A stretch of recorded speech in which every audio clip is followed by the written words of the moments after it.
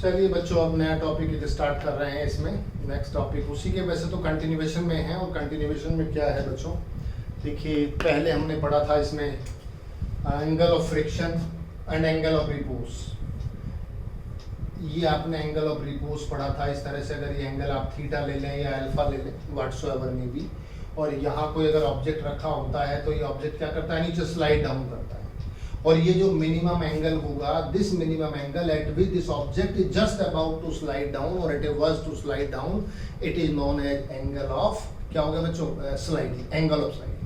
It means अगर इस body को आप ऊपर लेके जाना चाहते हैं तो मीन्स आपको या ऊपर नीचे जितना फोर्स लगा हुआ है कम से कम उतना फोर्स लगाना पड़ेगा, इंक्लूडिंग फ्रिक्शन ऑल्सो। तो ये सब चीजें हम पिछले चैप्टर में पढ़ के आए थे। अब इसमें और थोड़ा सा आगे इसमें बढ़ा देते हैं। और क्या बढ़ाते हैं, इसी के रेस्पेक्ट में हम लेते हैं। इसमें आप हॉरिजॉन्टल भी ले सकते हैं और इसमें में आप एंगुलर भी ले सकते हैं। तो पहले हम हॉरिजॉन्टल केस ले रहे हैं। Work done to slide an object, work done to slide an object on a surface. किसी सरफेस पर किसी ऑब्जेक्ट को आप स्लाइड करते हैं तो कितना वर्क डन करना पड़ेगा। कौन से सरफेस है, horizontal surface, on A horizontal surface, horizontal surface. देखिए कैसे निकालोगे वर्क डन। ये कोई हॉरिजॉन्टल सरफेस मान लीजिए, और इस हॉरिजॉन्टल सरफेस पे आप मान लीजिए कोई बड़ी टेबल है और यहाँ कोई ऑब्जेक्ट रखा हुआ है। और ये ऑब्जेक्ट क्या है, देखिए इसका आर इसके रिएक्शन होगी, एम जी इसका मास होगा, एफ यहाँ से अप्लाइड फोर्स होगा, applied force, and obviously force of friction opposite direction में होगा। इसको हम कैपिटल एफ से रिप्रेजेंट कर रहे हैं। ये स्मॉल एफ हो गया, small F is the applied force, capital F is the force of friction. एक फोर्स ऑफ फ्रिक्शन होगा और इसमें हम ये अप्लाई कर रहे हैं। The object move in the forward direction. Suppose you want to calculate work done when the object move at distance s, जब ये s distance travel करता है then how much work is to be done। जो force की यहाँ condition है वही force की कंडीशन यहाँ पर होगी, सेम कंडीशन लगेगी, सेम वही रिएक्शन होगा r, ये इसमें mg होगा और ये क्या होगा f, और ये कौन सा हो जाएगा, capital F। So what is the work done to move distance s by this body on this horizontal surface? We have to find it. Work done is equal to force into displacement when force is in the direction of displacement. This is the formula of work done. Work done का formula हम जानते हैं, force into displacement होता है, force into displacement, which force in the direction of displacement, जब force in the direction of displacement। तो देखिए ये displacement and force both are in the same direction. How much force is there? Small f is there.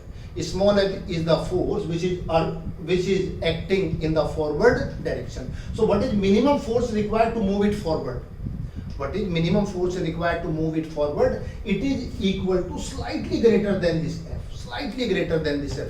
When this f is exactly equal to f, so there is a condition. Which condition? Stable. Limiting friction वाली condition आ जाएगी.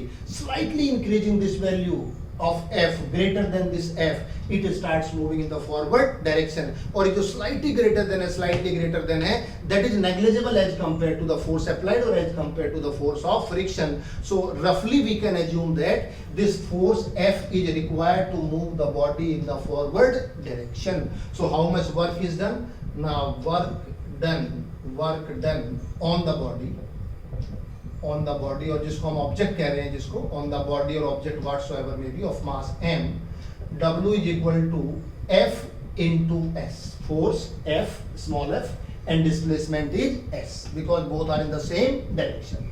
And what is this f? F is equal to capital F, some minimum force required to move it in the forward direction. At least it should compensate the force of friction. कोई भी body आपके यहाँ रखी है surface पर, अगर move कराना चाहते हैं, अपनी तरफ को मूव कराना चाहते हैं, तो इसके दोनों सरफेस के बीच में फ्रिक्शनल फोर्स है between my palm and this surface of the duster.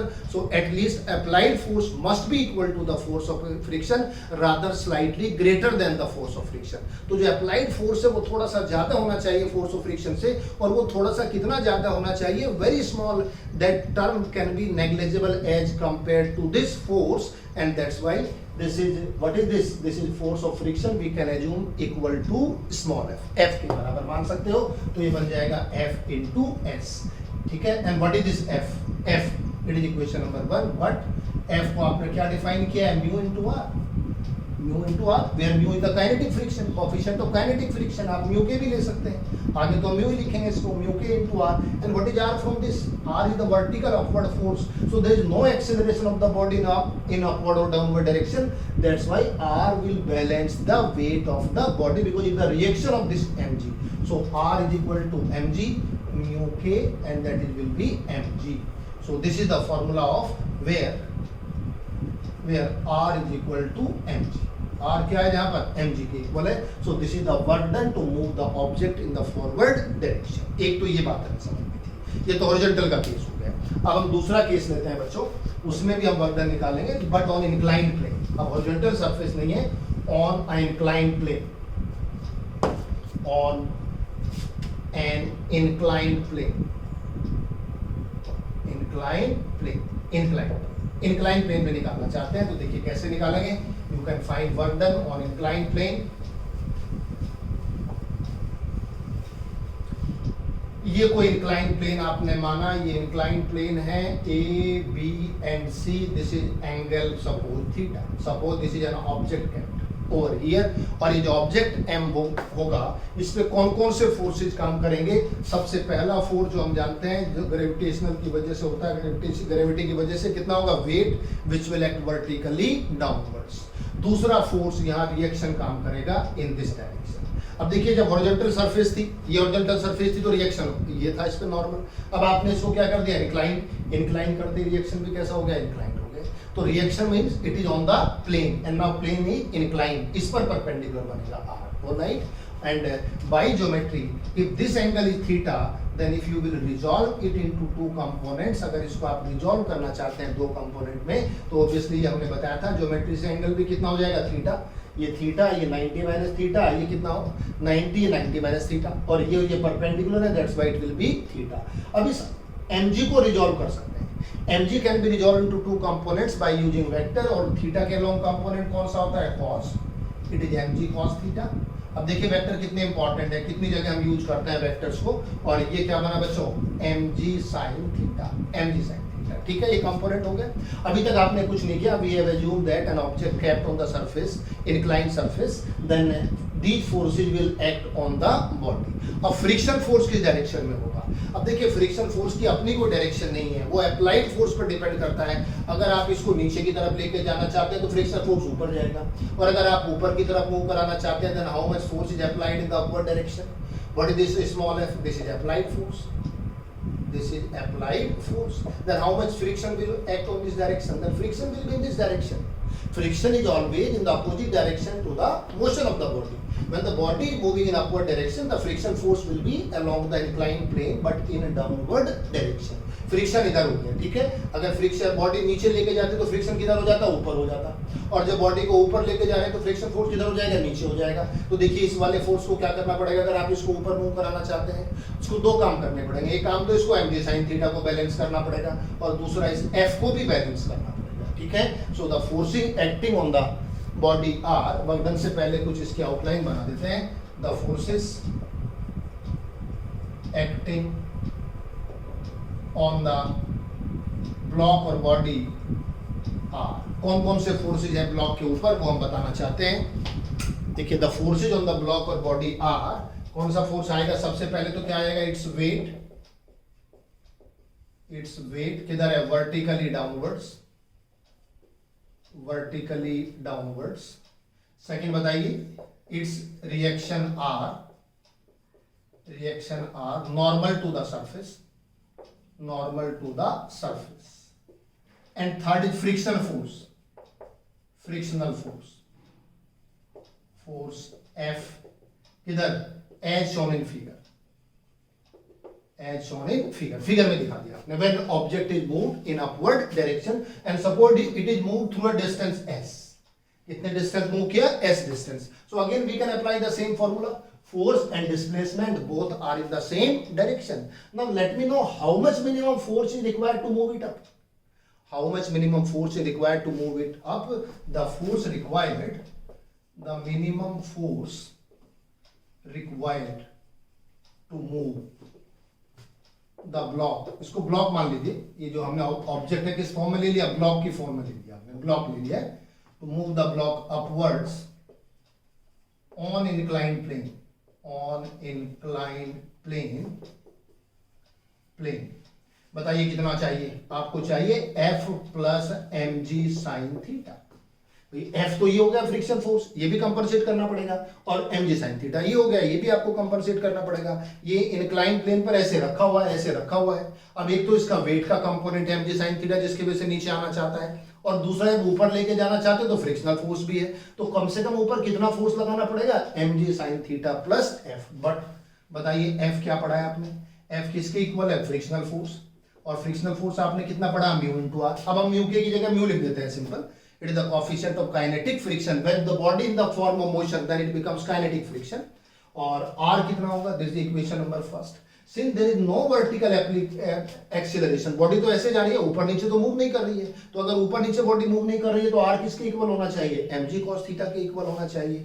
So now R is equal to mg cos theta for equilibrium, ठीक है। It the body is not moving in upward और downward direction, there is no acceleration, so r is equal to mg cos theta. Put this value over here, so f is equal to mu mg cos theta, where mu is coefficient of kinetic friction. Which friction? Kinetic friction. It is the coefficient of kinetic friction. Kinetic friction का coefficient हो गया। बोलो बात समझ आई कि नहीं। अब हमें वर्क डन चाहिए, ठीक है। ये तो हमने f निकाल दिया, इसमें अब रख देंगे वर्क डन। अगर आपको वर्क डन निकालना होगा, टू मूव द ब्लॉक कितने distance, by distance s, by distance in which direction, in upward direction.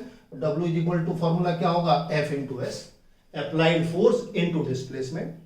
बताइए अप्लाइड फोर्स का फॉर्मूला क्या हुआ, F is equal to F plus M G sine theta into S, और F की value आपने यहां निकाल ली, बोलो कितना है, is equal to mu M G cos theta plus M G sine theta, और यहां कितना हो जाएगा इंटू एस, और इसमें से एम जी कॉमन ले सकते हो, कितना बच जाएगा, mu cos theta plus sign theta into S.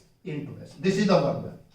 So this is the formula of work done to move a body or to move a block on the inclined plane in upward direction. जब inclined plane पर upward direction में किसी body को move कराएंगे, slide कराएंगे, then how much work will be done? mg mu cos theta plus sin theta into s. ये कहाँ से आया देखो, r को किसने बैलेंस किया, mg cos theta ने। mg का रूल खत्म हो गया, mg की जगह दो कंपोनेंट आ गए, कौन से component, mg cos theta and mg sin theta। ये रिजॉल्व करना सबको आ गया कि नहीं। थीटा के अलोंग कंपोनेंट कौन सा होता है, कॉस, और परपेंडिकुलर साइड में क्या होता है, साइन कंपोनेंट होता है। तो इस तरीके से हमने बैलेंस करके इस एफ की वैल्यू निकाली, जो इन दोनों सम के इक्वल होगा, दोनों फोर्सेज के, और इसको हमने डिस्प्लेसमेंट से मल्टीप्लाई कर दिया, तो क्या आ गया बच्चों, यहां से वर्क डन आ गया। अगर हमें पावर निकालना हो, power required to move it, power required to move it up, अगर ऊपर लेना हो तो पावर का फॉर्मूला क्या होता है, वर्क डन अपॉन टाइम। तो जो फॉर्मूला बना है इस पूरे को किससे डिवाइड कर दोगे, टी से डिवाइड कर दोगे, तो क्या आ जाएगा, वर्क डन, पावर आ जाएगी। इस तरह पावर भी निकाल सकते हैं। तो this is a way to find work done on incline plane. ऊपर ले जाने के लिए कितना वर्क करना पड़ेगा, ये वर्क का फॉर्मूला बन गया है। इसी कॉन्सेप्ट से, इसी टेक्निक से आप सॉल्व करेंगे क्वेश्चंस को। फॉर्मूला लर्न करने की जरूरत नहीं है, हम ये जो टेक्निक हमने समझा, इसी टेक्निक से आप क्वेश्चन निकालेंगे। पहले आप एफ निकालेंगे and then you will multiply F by displacement S, then you can find work done. Okay, चलिए अब नेक्स्ट इस वे को बताते हैं। अगर हम वर्क डन के बजाय इसको एक्सीलरेशन निकालना चाहें, if you want to find acceleration. अब बच्चों सारे एप्लीकेशन सीख लीजिए, अब ये सब क्वेश्चंस में काम आएंगे। बेसिकली ये जो जितना भी हम पढ़ा रहे हैं, ये सब बेसिक कॉन्सेप्ट्स हैं, किसके लिए हैं। अब एक्सीलरेशन निकालना होगा आपको, acceleration of the block sliding down an inclined plane. अगर ये लेना हो, आप एक्सेलरेशन निकालना हो, बताइए एक्सेलरेशन में कैसे करेंगे। देखो अब इंक्लाइन कैसा हो गया, incline sliding down, this time the body is sliding down. If it is sliding down then what we have to do. अब देखिए ये आपको चेंज करना पड़ेगा। अब यहां से अब आपको कोई अप्लाइड फोर्स नहीं निकालना है, कोई अप्लाइड फोर्स नहीं निकालना है। When this theta angle becomes greater than the alpha, alpha क्या माना था आपने, एंगल ऑफ स्लाइडिंग। अगर ये एंगल देखिए जो मिनिमम एंगल था जिससे स्लाइड करता है, अगर ये एंगल उससे ज्यादा हो जाएगा तो ऑब्वियसली स्लाइड करके नीचे आएगा। क्यों? mg sin थीटा जो कंपोनेंट होगा it will bring the block towards the or it will move the slide the block towards the downward direction along the inclined plane। ये इसको नीचे लेके आने की कोशिश करेगा, ऐसे नीचे आने की कोशिश करेगा, और जब ये नीचे की तरफ आएगा तो बताओ फ्रिक्शन फोर्स किधर होगा? Friction force will be in opposite direction. तो देखिए फ्रिक्शन फोर्स ने अपनी डायरेक्शन बदल दी है।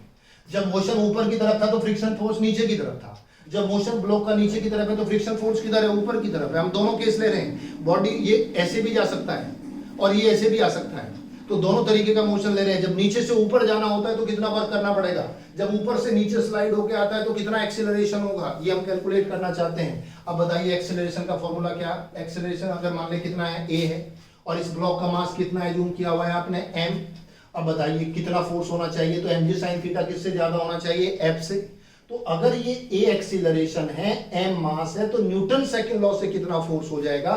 तो हम यहां मानेंगे if a is acceleration of the block of mass m sliding down, then force on the block बताइए न्यूटन सेकंड लॉ से कितना होना चाहिए? m into a होना चाहिए कि नहीं? It should be m into a। यही तो होता है Newton second law. Mass a क्या होता है? एक्सीलरेशन। और किस डायरेक्शन में? डाउनवर्ड डायरेक्शन में। अब डाउनवर्ड डायरेक्शन में कब हो सकता है? डाउनवर्ड डायरेक्शन में तब हो सकता है जब fg sin थीटा किससे इक्वल हो जाए? f से ज्यादा हो जाए, तभी तो नीचे लेके आएगा। अगर देखिए अब f कम है, f ज्यादा है friction force, mg sin theta कम है, नीचे जाएगा ही। और जैसे आपने एंगल बढ़ाया, अब एंगल बढ़ते देखिए नीचे आना शुरू हो गए, नीचे आया तो इसका मतलब कि जो mg sin थीटा है ये फ्रिक्शन फोर्स से कैसा हो गया? ज्यादा हो गया। तो कितना इफेक्टिव फोर्स है डाउनवर्ड डायरेक्शन में? ये डाउनवर्ड है और ये क्या कर रहा है? इसका अपोज कर दीजिए, इसको अपोज। बट कितना फोर्स हो जाएगा? mg sin theta minus f is equal to m। ये हो गया बच्चों, ठीक है। या ma इधर भी ले सकते हो, ma is equal to this one, ये भी लिख सकते हो। ये फोर्स होगा किससे? न्यूटन सेकंड लॉ से। और ये फोर्स किससे है? डायग्राम से। mg sin थीटा किधर है? नीचे है। f क्या करता है? इसका अपोज करता है। इफेक्टिव कितना हो जाएगा? mg sin theta minus f, ठीक है। और f कौन सा फोर्स है? ये फ्रिक्शनल फोर्स। ये तो होगी इक्वेशन नंबर 1 और ये इक्वेशन नंबर 2 होगी। बट फ्रिक्शनल फोर्स बताओ f कितना होता है? f इज इक्वल टू होता है म्यू इनटू r। ये तो पढ़ा है ना, कोएफिशिएंट ऑफ फ्रिक्शन से f किसके इक्वल है? म्यू इनटू r के इक्वल है। और r कितना हो जाएगा? mg cos theta. ये कैसे आया? But r is equal to mg cos theta. Why? There is no vertical acceleration, of the block का कोई भी वर्टिकल डायरेक्शन में एक्सीलरेशन नहीं है। तो r और mg cos थीटा दोनों एक दूसरे को क्या करेंगे? बैलेंस करेंगे, कंपनसेट करेंगे। तो ये ब्लॉक ऐसे नहीं मूव कर रहा है, r mg cos थीटा के इक्वल हो जाएगा। हमने r की जगह क्या लिख दिया? mg cos theta. और ये फॉर्मूला कहां से आया? ये फॉर्मूला किससे आया? फ्रिक्शन के फॉर्मूले से आया। ये फ्रिक्शन का फॉर्मूला है। अब ये वैल्यू यहां रख दीजिए। Now ma is equal to mg sin theta minus f की जगह क्या लिखना था? Mu mg cos theta. और यहां से आप क्या ले लेंगे? mg कॉमन ले लेंगे और क्या बचेगा यहाँ पर? sin theta minus mu cos theta. और देखिए m से m कैंसिल हो जाएगा और क्या बचेगा यहाँ से? a is equal to g sin theta minus mu cos theta, ये बनेगा। अब देखिए ये है वो एक्सेलरेशन जिससे बॉडी नीचे स्लाइड डाउन करती है। अगर ये पूछा जाए आपसे कि कितना एक्सेलरेशन होगा अगर हम यहां से इसको रिलीज करें और ये नीचे गिरेगा, then how much acceleration is there? कितना एक्सेलरेशन होगा? That is acceleration due to gravity g। लेकिन अगर आपसे पूछा जाए कि अगर कोई बॉडी ऊपर से नीचे स्लाइड कर रही है तो उसका कितना एक्सेलरेशन होगा नीचे स्लाइड करते हुए? g sin theta minus mu cos theta and mu is coefficient of friction. और अगर हम इसको इग्नोर कर दें, फ्रिक्शन फोर्स को इग्नोर कर दें, म्यू की वैल्यू 0 रख दें, तो कितना आएगा? g sin थीटा आएगा। तो g sin theta the acceleration of the body by virtue of which it will slide down, जिसकी वजह से नीचे की तरफ स्लाइड डाउन करेगा। अगर फ्रिक्शन को इग्नोर करते हैं तो g sin थीटा, और अगर फ्रिक्शन को जैसे हम इग्नोर नहीं कर सकते, हम इसको इन्वॉल्व करेंगे, then g sin theta minus mu cos theta. So this is a way to find the acceleration। ये एक्सीलरेशन का तरीका हो गया। तो इस तरह से बॉडी का मोशन ऊपर भी ले सकते हो, बॉडी का मोशन नीचे भी ले सकते हैं, एक्सीलरेशन निकाल सकते हैं, वर्क निकाल सकते हैं, पावर निकाल सकते हैं, व्हाटसोएवर में भी। So this is the work done and acceleration of a block on इस पर on moving horizontal floor as well as on inclined floor। ठीक है, ये I hope it is clear to everybody। एक तो ये हो गया बच्चों। दूसरा, इसमें हम कुछ फ्रिक्शन को रिड्यूस करने के मेथड्स भी लेते हैं। देखिए फ्रिक्शन को हम क्या कहते हैं? Friction is necessary evil. अब ये नेसेसरी भी है और एविल भी है, बुराई भी है और ये जरूरी भी है, बिना इसके काम भी नहीं चल सकता। अगर हम ये कहने लगे कि भाई ये नेसेसरी क्यों है, नेसेसरी इसलिए है बेटा कि इसमें why it is necessary, because without friction neither we can move nor we can sit on a chair, neither we can write nor I can hold this pen. हम न पेन को होल्ड नहीं कर सकते, साइकिल के गाड़ी के break काम नहीं करेंगे, ब्रेक भी फ्रिक्शन की वजह पे अप्लाई करते हैं। अगर हम चल पा रहे हैं तो पैरों पे फ्रिक्शन की वजह से चल पा रहे हैं, सरफेस और पैरों के बीच में। अगर फ्रिक्शन कम होता है तो देखिए जैसे पैर रखते हैं ग्रेनाइट फ्लोर पे, अगर पानी डला हुआ है या ऑयल है तो आप तुरंत फिसल के गिर जाते हैं, वो तो फ्रिक्शन रिड्यूस हुआ है। और अगर फ्रिक्शन बिल्कुल खत्म हो जाए तो क्या हम चल पाएंगे? नहीं चल पाएंगे, पैर रखने से पहले ही हम फिसल जाएंगे, हम गिर जाएंगे ऐसे ही। और इस तरह से मूव करते रहेंगे तो न हम बैठ सकते हैं, न चल सकते हैं, न गाड़ी के ब्रेक लग सकते हैं, न इसको हम वॉल पे अटैच कर सकते हैं, न इस ट्यूबलाइट को इस तरह से लगा सकते हैं, कुछ भी पॉसिबल नहीं है। That's why friction is necessary. Friction आवश्यक है, नेसेसरी है, बिना फ्रिक्शन के ये सब चीजें पॉसिबल नहीं है। ठीक है, दीवार बनानी है, दरवाजा लगाना है, कुछ भी पॉसिबल नहीं होगा। जैसे ही आप ईंट के ब्रिक के ऊपर ब्रिक रखेंगे तो स्लाइड कर जाएगी, दीवार भी नहीं बन सकती, दरवाजा भी नहीं लगा सकते, कहीं हैंडल भी नहीं उसमें अटैच कर सकते। So friction is necessary. And why it is even when you move against the friction you have to do some work.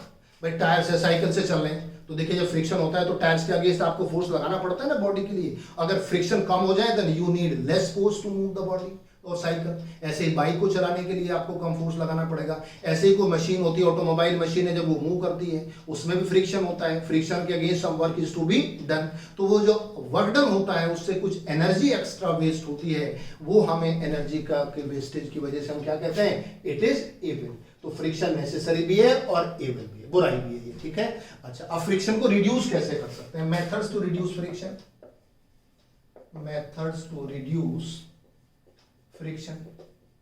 अब देखिए फ्रिक्शन को रिड्यूस करने की मेथड क्या है? सबसे पहले क्या है? ऑयलिंग कर दीजिए, oiling the surface, oiling. Second lubricating कर दीजिए, लुब्रिकेटिंग, सरफेस को लुब्रिकेट कर दीजिए। जितने भी मशीनरी होती हैं, मशीनरी पार्ट्स को जब विंटर में जाम हो जाते हैं तो उनको क्या कराते हैं? उनको ऑयलिंग कर देते हैं। और ऑयलिंग से क्या होता है? उनमें ऑयलिंग डाल देते हैं और ऑयलिंग करने से क्या होता है? उनमें फ्रिक्शन रिड्यूस हो जाता है और वो कंफर्टेबली क्या करते हैं? मूव करना स्टार्ट कर देते हैं। तो इसके लिए ऑयलिंग कर सकते हैं, लुब्रिकेटिंग कर सकते हैं, पॉलिशिंग भी कर सकते हैं। पॉलिशिंग, पॉलिशिंग आप पॉलिश कर दीजिए, आप ग्रेनाइट पॉलिश कर दीजिए, सरफेस को स्मूथ कर दीजिए। जितना आप सरफेस को स्मूथ करेंगे उतना ही फ्रिक्शन क्या होगा? रिड्यूस हो जाएगा, कम हो जाएगा फ्रिक्शन। तो ये भी पार्ट हो गया है। और using ball bearings, ball bearings, ball bearings क्या करता है? जिस स्लाइडिंग फ्रिक्शन को किस में कन्वर्ट करता है? रोलिंग फ्रिक्शन में कन्वर्ट करता है, रोलिंग फ्रिक्शन। और हमने बताया था रोलिंग फ्रिक्शन काफी कम होता है किसके कंपैरेटिवली? स्लाइडिंग फ्रिक्शन की। अगर आपने बॉल बेरिंग की स्ट्रक्चर देखी होगी, मशीन में लगते हैं इस तरह से, इसमें दो सिलिंड्रिकल शाफ्ट होती है और ये जो सिलिंड्रिकल शाफ्ट है इनके बीच में ऐसे इस तरह से ये क्या होती है? गोलियां लगी होती है। आपकी साइकिल में भी होती है, जहां साइकिल का एक्सल होता है वहां भी इस तरह से गोलियां लगी होती है अंदर वाले पार्ट में। और ये जो गोलियां होती है, मान लीजिए बॉल है, इसको बी मान लीजिए, इस तरह से कोई बी मान लीजिए, ये अंदर वाला है, बाहर वाला, अगर ये मूव कर रहा है तो ये सब क्या करेंगे? गोली इस तरह से मूव करेंगी, इस तरह से मूव करेंगी। तो देखिए अगर ये गोली होगी तो गोली क्या करेंगी? बीच में क्या करेंगे? रोटेट करेंगी। और अगर रोटेट ये गोली नहीं होती तो एक सिलेंडर दूसरे सिलेंडर के ऊपर क्या करता है? एक सिलेंडर है, ये देखिए एक आउटर सिलेंडर है, ये इनर है। अब बताओ क्या कर रहा है? ये देखो क्या कर रहा है। ये जब सिलेंडर करेगा तो इसकी जगह क्या होगा? स्लाइडिंग होगा ना, एक पॉइंट पे तो स्लाइड होगा।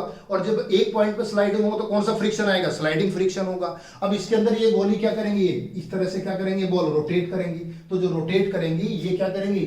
स्लाइडिंग फ्रिक्शन को किस में कन्वर्ट कर देंगे? रोलिंग फ्रिक्शन में कर देंगी। और रोलिंग फ्रिक्शन क्या होता है? कम होता है। तो इसलिए आप ये यूज करते हैं। तो जो साइकिल के जहां से पेडल लगाते हैं और जो एक्सल होता है, ये आपका एक्सल होता है, एक पेडल इधर होता है, एक पेडल इधर होता है। आप ऊपर गद्दे में बैठे हैं और आप पेडल इधर से लगाते हैं और इधर से लगाते हैं और ये ऐसे घूमता है। और एक्सल में क्या होती है? छोटी छोटी गोलियां भरी जाती हैं और वो गोलियां क्या काम करती हैं? स्लाइडिंग फ्रिक्शन को किस में कन्वर्ट कर देती हैं? रोलिंग फ्रिक्शन में कन्वर्ट कर देती हैं। वो स्लाइड नहीं करता, एक सरफेस दूसरे सरफेस पे स्लाइड नहीं करता, बल्कि क्या करने लगता है? रोटेट करने लगता है बीच में। और इस तरह से फ्रिक्शन क्या हो जाता है? रिड्यूस हो जाता है। तो ये फ्रिक्शन को रिड्यूस करने के कुछ मेथड्स हैं बच्चों। ठीक है, आई थिंक ये सबको समझ आ गया होगा। काफी इंपॉर्टेंट चीजें आज हमने डिस्कस कर दी इंक्लाइन प्लेन पर, ये काफी न्यूमेरिकल्स में यूज होंगी। इन सबको अच्छी तरह से प्रिपेयर कर